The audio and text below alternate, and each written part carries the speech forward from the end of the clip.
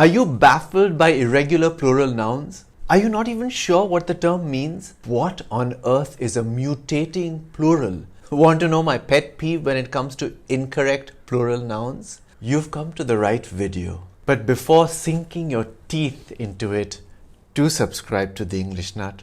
Thanks.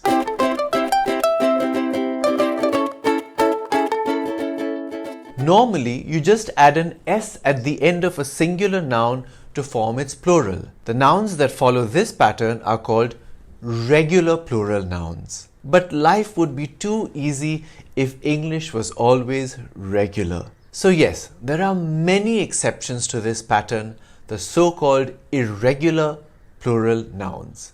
The plural of child is not childs but children. You knew that, but you might not know this. The word dice is actually the plural form of the word die. You know that cube you throw in games of chance? The one that has a number of dots on each side ranging from 1 to 6? Have you heard the phrase the die is cast? It means the die has been thrown, so you cannot change the result. Figuratively, it means that an event has already taken place.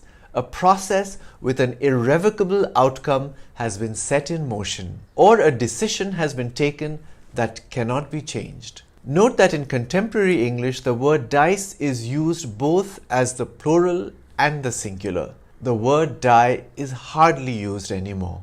Usually, the plural of the word person is people. In certain contexts, though, the plural can be persons. For example, 5 persons of interest are being questioned by the police. A person of interest, by the way, is someone who is believed to have information about a crime.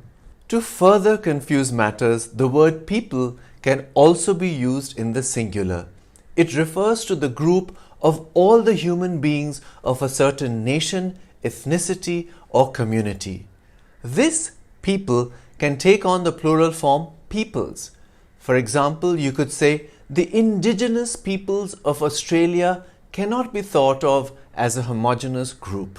One type of irregular plural nouns is sometimes called mutating plurals. We will get to them later in this video, but first let's look at some other irregular plurals. There are some nouns of which the plural is the same as the singular, as in the word doesn't change at all from the singular to the plural. Many of these nouns are names of animals. Take bison, for example. You don't add an S or change the word in any other way to form the plural. Here are 2 sentences, one with the singular bison and the other with the plural bison. The bison walked right up to our vehicle. There must have been over 100 bison in that herd. The first sentence was about one bison and the second sentence about many bison, not bisons. Sheep is another such noun. Check out these 2 sentences. The sheep huddled together in the storm. Only one sheep seemed undeterred by the wind and rain. Deer, trout, salmon, and squid are other examples of nouns like this. Words like aircraft and spacecraft also have identical singular and plural forms. With the word fish, it doesn't change in the plural if you're referring to a number of one species of fish. If you saw 10 guppies in an aquarium, you would say, "Oh, look at the fish." But if you were studying multiple species of fish for some reason, you could say, "I'm studying the fishes in this river." Series and species.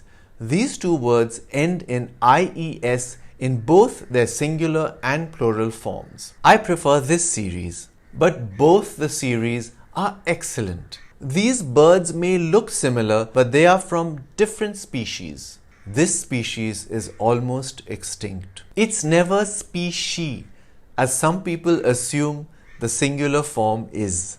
And now we come to the much awaited mutating plurals. These are nouns like foot, goose, man, woman, tooth, mouse, and louse. You form their plurals by changing the vowel sound in the words. Feet, geese, men, women, teeth, mice, and lice. This unusual group of nouns preserves the way the plural nouns were formed in Old English. Notice that in the case of mice and lice, not just the vowel sound, but the consonant changes as well.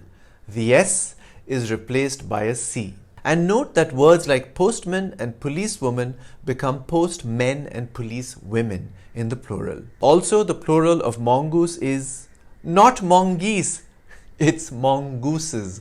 Some people make the mistake because they assume that mongoose would follow the pattern of goose. Then there are the irregular plurals gifted to us by our old friends Greek and Latin. These loanwords have preserved the system of plural formation of their mother language, but in some cases a process of anglicization has taken place, and the original plural form has been replaced with a regular plural created by adding the letter S. For example, the plural of formula is formulae, but it is often anglicized to formulas. Similarly, the plural of antenna is antennae, but it is often anglicized to antennas. Some of these plural words from Latin, like data and media, have been reinterpreted as singular words. We say the data supports this view, or the media is biased. The original singular forms of these words are datum and medium. Likewise, strata is the plural form of the word stratum. Wishing to be correct, some people still say things like, these data prove otherwise. Stadia, curricula, and addenda are three other plural words in this class. We use their original singular forms, stadium, curriculum, and addendum, but we frequently anglicize the plurals stadia, curricula, and addenda to stadiums, curriculums, and addendums. Stadia, in fact, is rarely used now. How about words like index, matrix, and vertex? The final IX or EX becomes ICES in the plural, giving us the plural forms indices, matrices, and vertices. However, in the case of index, indexes is also used. For the next group of words which end in IS in the singular, the plural form ends in ES. Axis, axes. Crisis, crises. Nemesis, nemesis. Testis, testes. Thesis, theses. Parenthesis, parentheses. The Greek plurals of words ending in ON, such as automaton, criterion, and phenomenon, are preserved as automata, criteria, and phenomena. Coming to my pet peeve, the plural form of compound nouns that people commonly get wrong. What's the plural of daughter-in-law?